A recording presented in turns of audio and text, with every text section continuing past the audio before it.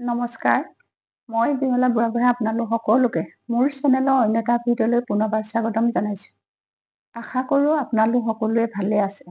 আজি মই মোৰ অন্য এটা ভিডিঅ' আপোনালোকৰ ওচৰলৈ লৈ আহিছোঁ।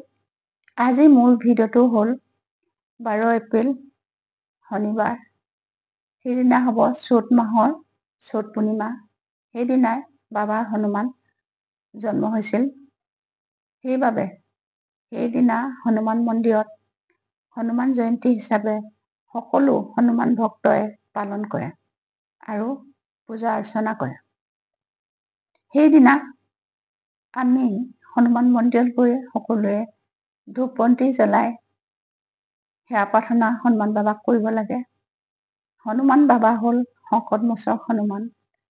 মানুহৰ সকলো সংকটৰ পৰা বাবা হনুমানে উদ্ধাৰ কৰে।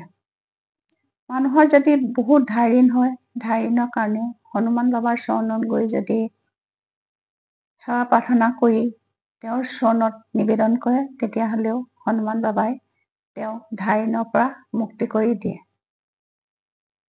সন্তানৰ পঢ়া শুনাৰ ক্ষেত্ৰত ভাল ফল পাবলৈ হ'লে হনুমান বাবাৰ চৰণত গু আৰু ভজা বুট যদি অৰ্পণ কৰে, তেতিয়াহ'লে হনুমান বাবাই সন্তানৰ পঢ়া শুনাৰ ক্ষেত্ৰত ভাল ফল পাবলৈ তেওঁ আগবঢ়াই দিয়ে।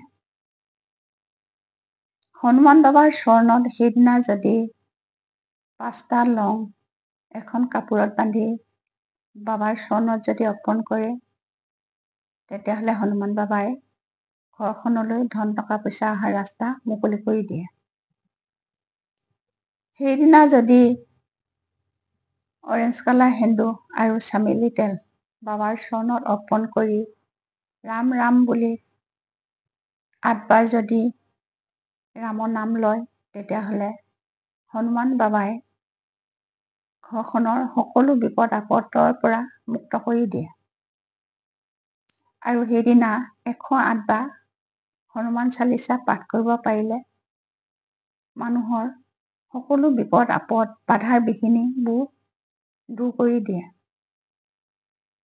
মোৰ এই হনুমান জয়ন্তীৰ দিনা কৰিবলগীয়া কেইটামান সৰু সৰু উপায় আপোনালোকৰ ওচৰলৈ আগবঢ়ালোঁ। আপোনালোকে কৰি চাব, ময়ো কৰিম। মোৰ ভিডিঅ'টো চাই আপোনালোকে কেনেকুৱা পালে মোক জনাবলৈ নাপাহৰিব। যদি ভাল পালে লাইক, কমেণ্ট আৰু শ্বেয়াৰ কৰিব। অন্য এটা ভিডিঅ'ত পুনৰ লগ পাম। আজিলৈ আহোঁ। নমস্কাৰ।